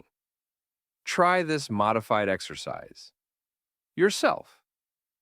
You don't have to blow up an account, but here's how to apply Tom's idea safely. 1. Simulate losing trades. On weekends, replay charts and take valid trades, using random exits to create discomfort. 2. Journal your reaction to losing. Write down how it feels. Rate the pain from 1 to 10. Watch it reduce over time. 3. Commit to one red trade per week. Take a trade knowing it might lose, and focus on how well you execute, not whether it works. This isn't about throwing money away. It's about training your nervous system to remain neutral. Sticky note for this lesson. A losing trade is just a rep. Train for it. Because if you only train for winning, you'll collapse the moment it doesn't happen. Tom Hougaard didn't become consistent by learning how to win more. He became consistent by learning how to lose better. He realized that fear of losing is what drives most bad decisions. So he faced it head on. And now, he doesn't flinch at drawdowns. He doesn't chase profits. He doesn't fight losses. He just trades with peace and power. Because in this game, the trader who has made peace with loss is the one who wins without fear. Lesson 17, detach from outcomes. The less I cared about the outcome, the better I performed. Let's begin with a brutal truth. Most traders wake up every day with one question in mind. How much can I make today? They open their charts already emotionally attached to an outcome. This better be a green day. This setup has to work. I can't afford to lose again. But here's the problem. The more attached you are to a result, the less control you actually have. Why? Because in trading, outcomes are never guaranteed. Only your behavior is. Tom Hougaard realized that peak performance didn't come from wanting to win more. It came from wanting less from the outcome. The curse of needing to win. When you're attached to outcome, every trade becomes loaded with emotion. A small loss feels devastating. A minor drawdown ruins your focus. One missed trade sends you into revenge mode. A green trade that doesn't hit your profit target feels like failure. You start to over-monitor your trades, exit too early to lock in, move your stop to protect profit, skip valid trades because you're due for a loss. This is no longer trading. It's emotional gambling. what attachment really is. Let's get psychological. Attachment is the emotional energy you place on needing something to go your way. It sounds like, I need this trade to work. I hope this one gets me back in the green. I can't take another loss. It creates pressure, and pressure clouds clarity. Tom says, when you care too much about the result, you stop seeing what the market is actually doing and start seeing what you want it to do. Tom's breakthrough, the day he didn't care. Tom shares a story about a trade he entered with zero expectation. He placed it like he was placing a grocery order. He didn't hover over the chart. He didn't check the P&L until the end of the day. That trade hit 8R. Not because he did something special, but because he was calm enough to let it work. He realized that his best trades came not when he wanted to win, but when he was fully present and emotionally detached from the outcome. Detachment equals power. Detachment doesn't mean you don't care. It means you care about the right thing. You care about execution. You care about discipline. You care about showing up, not being right, avoiding loss, making today a green day. Tom puts it simply, your job is to place trades. The market's job is to decide what happens next. The more you stay on your side of that equation, the better your results will be. The calmness of indifference. Tom calls this professional indifference. It's not apathy. It's emotional maturity. It's the mindset that says, if it works, great. If it doesn't, I move on. My worth isn't tied to this trade. That's when you trade with patience, poise, precision, because you're not chasing validation anymore. You're just executing. How to practice detachment. Here are 5 ways Tom trained himself to detach from outcomes. 1. Don't check P and L during the trade. Focus on candles, not dollars. Second journal before you enter. Write down your intention. Example, I'm here to follow my plan, not to win. 3. Use automation when possible. Let your stop and target do their job. Don't micromanage. 4. Reflect on behavior, not results. After every trade, ask, did I act with discipline? 5. Celebrate process wins.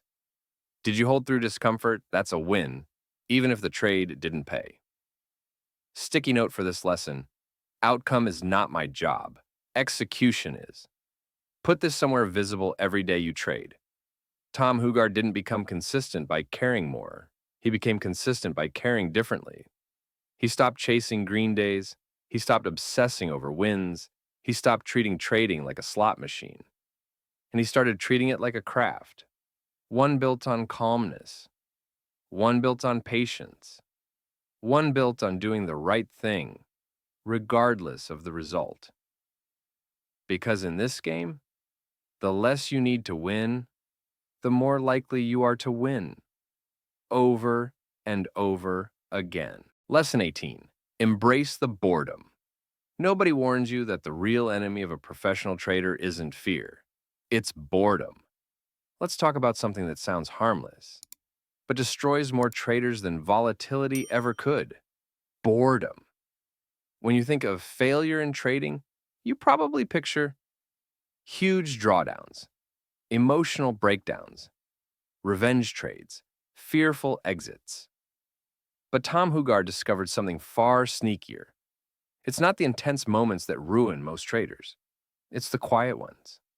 The days when nothing happens, the hours when you sit and wait, the moments where patience is the play, but you crave stimulation, and you end up manufacturing drama that doesn't exist. Why boredom feels so threatening. Let's look at the psychology. You became a trader for excitement, right? To escape the 9 to 5, to feel free, to be in control, to create intensity. But when you sit at your desk and nothing happens, no signals fire, no trades come, no big moves unfold, your brain panics. Am I wasting time? Maybe I missed something. Let me check another pair. Maybe this one's setting up. Let me zoom into a 1-minute chart. Let me just take something. That's not trading. That's emotional itch scratching. The real cost of boredom. When boredom hits, most traders fall into these traps. Forcing a trade that isn't there, trading smaller time frames impulsively, changing strategies mid-session, over-leveraging just to feel something, taking B and C setups because the A ones are too rare. Tom calls it creating movement to avoid stillness. But here's the catch. Stillness is the skill. Boredom is the sign you're finally doing it right. Tom's turning point, the day he felt nothing. Tom shares a moment he'll never forget. He took a solid euro to US dollar trade. His bread and butter setup.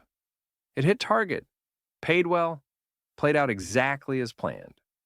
But when he exited, he felt nothing. No excitement, no dopamine rush, no internal fireworks. And he smiled, because that was the moment he realized he'd finally become a professional. The boredom of mastery. Mastery is not thrilling, it's repetitive, it's quiet, it's emotionally flat.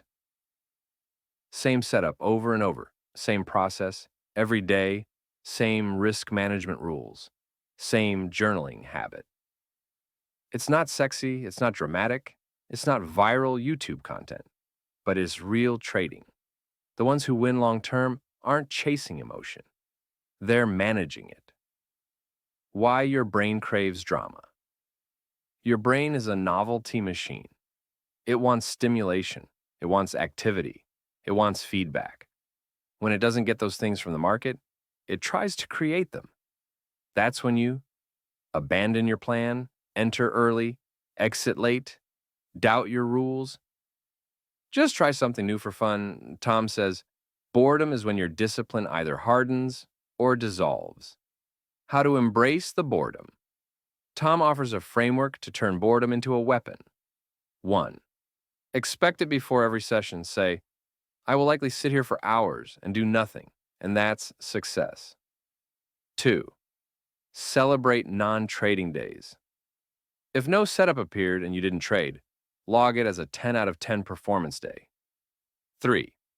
Have a productive waiting ritual when bored. Review journal entries, backtest old setups, visualize execution, write affirmations. Don't fill the void with trading, fill it with preparation. 4th, track the cost of impulsive boredom trades. Keep a journal section called What This Trade Cost Me Emotionally and Financially. You'll stop pressing buttons just to feel something. Sticky note for this lesson. Boredom is the gatekeeper to discipline.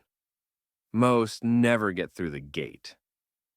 But you can, if you stop mistaking stillness for failure. Tom Hougaard learned that the final stage of trading evolution isn't more excitement. It's emotional neutrality. It's quiet consistency. It's a rhythm so stable it bores you.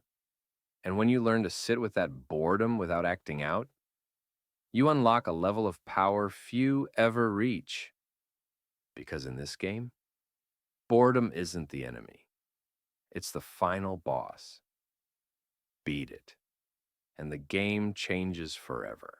Lesson 19. Self-awareness is the edge. You're not trading the chart. You're trading your beliefs, your fears, your emotional triggers, and you don't even know it. We've talked about strategy. We've talked about execution. We've talked about rituals and discipline. But now we arrive at the heart of it all. The hidden skill that makes or breaks every trader. Not just once, but over and over again. Self-awareness. Because here's the truth. You can't trade well if you don't know who is doing the trading. And most traders have no idea what's driving their decisions. They think it's logic. They think it's strategy. They think it's confirmation signals.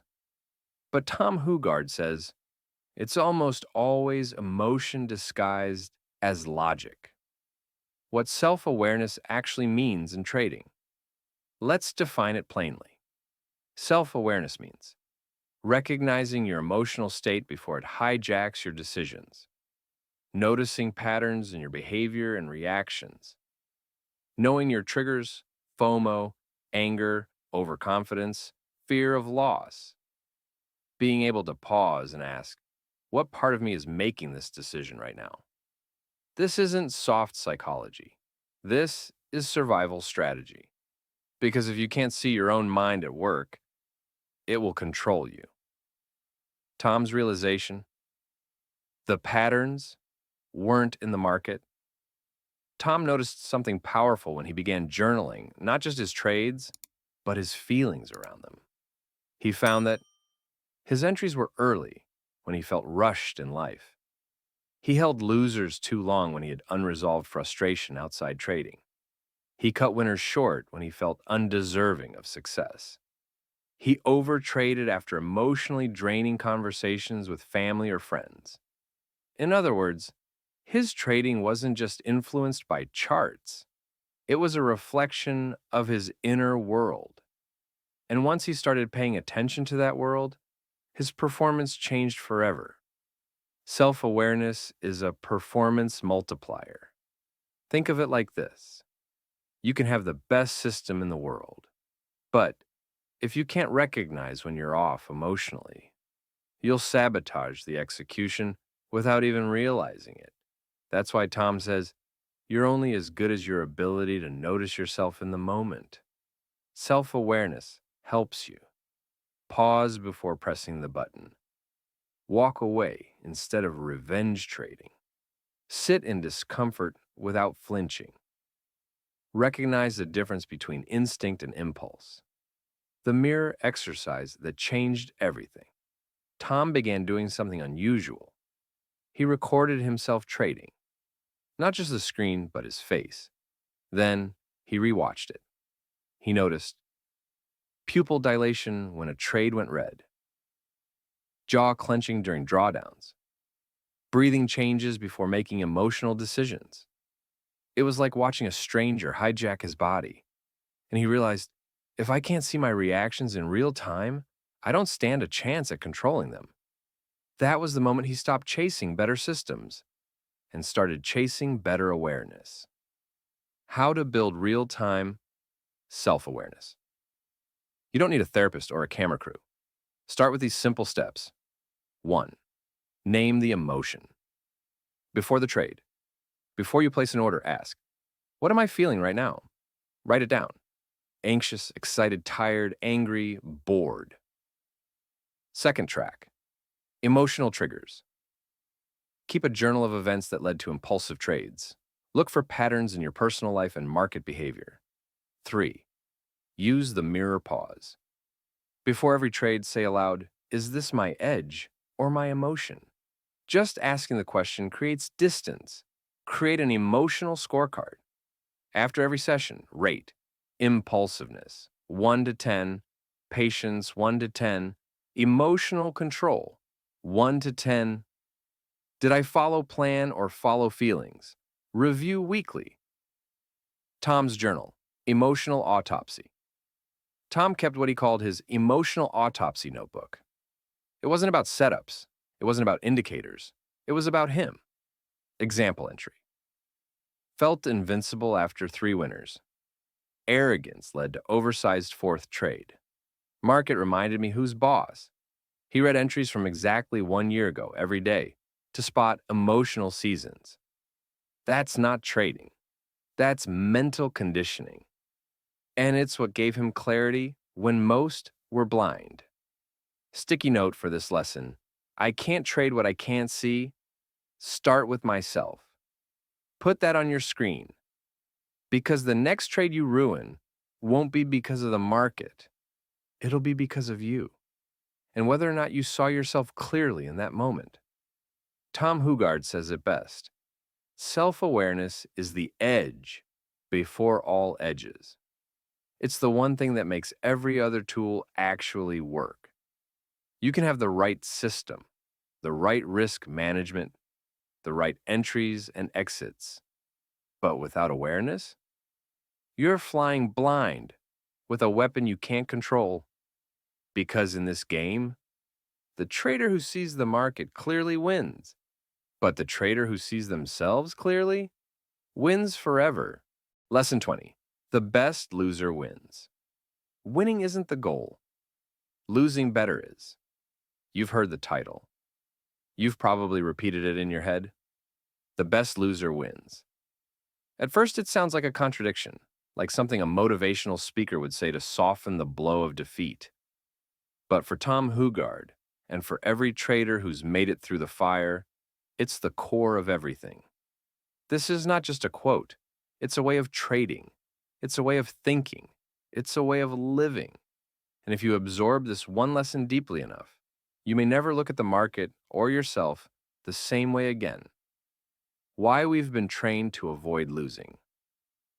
From a young age, we're told, get the right answers, win the game, be the best, avoid failure, don't disappoint others. In school, work, society, losing is treated as weakness.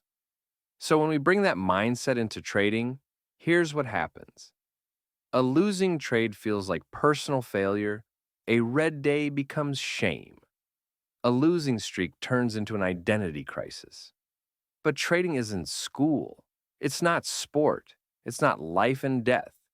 It's a game of probabilities. And in a game of probabilities, losses are not mistakes. They're data. Why winning traders lose more than you think. Let's break a myth. Great traders don't win all the time. In fact, they lose often. But here's what makes them different. They lose small. They lose calmly.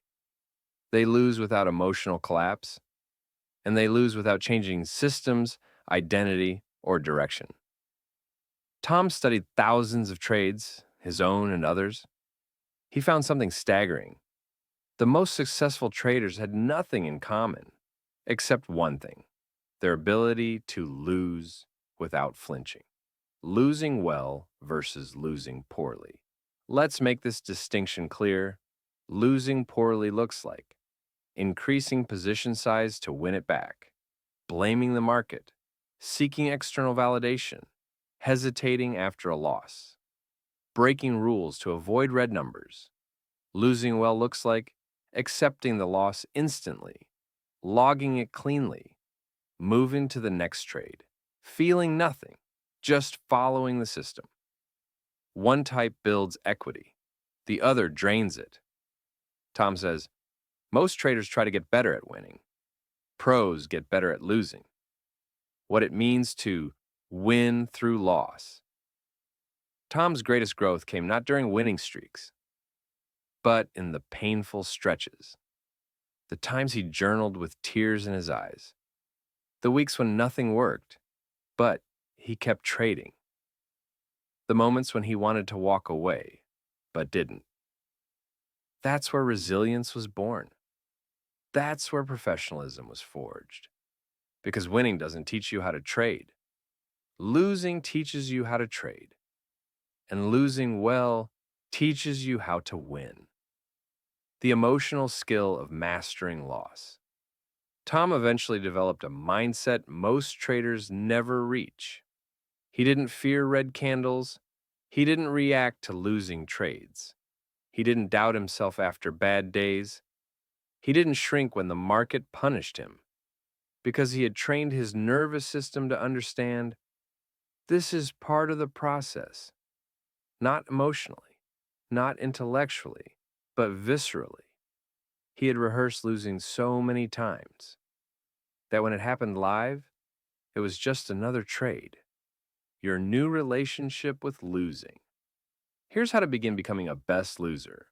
1. Change the meaning of loss. It's not punishment, it's performance feedback. You're not failing, you're evolving. 2.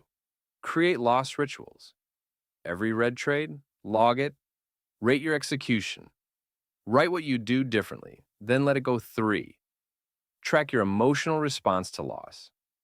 Are you shrinking, hesitating, overtrading? If so, you're still personalizing it. 4. Measure success by your reaction, not your result. Good day. I traded with poise, even if it ended red. Sticky note for this lesson. My edge isn't in winning more. It's in losing better than others. That sentence alone can save you years of frustration. Tom's final transformation. Tom shares the day he knew he had changed. It was a 6-trade red day. All valid setups, all small losses, nothing dramatic. He closed his platform. He exhaled. And he felt fine. Not numb. Not proud. Just balanced. I followed my system, he said. That's what I'm paid to do. That's when he knew. He wasn't trying to win anymore. He was trying to execute. And ironically, that's when the winning became consistent. So here we are, 20 lessons later. You've seen the strategies, the psychology, the rituals, the mistakes, the breakthroughs. But if you remember nothing else, let it be this. In trading, the best loser wins. Because the one who loses without drama, the one who shrugs off red days, the one who doesn't need to be right, the one who keeps showing up calmly, focused, and detached, that trader becomes unstoppable. So the next time you see a loss, don't fight it. Don't fear it. Don't chase it. Just say, good. That's one step closer to mastery. And move on. Because in this game, you don't need to win every trade. You just need to be the last one standing, calm, consistent, and ready to go again.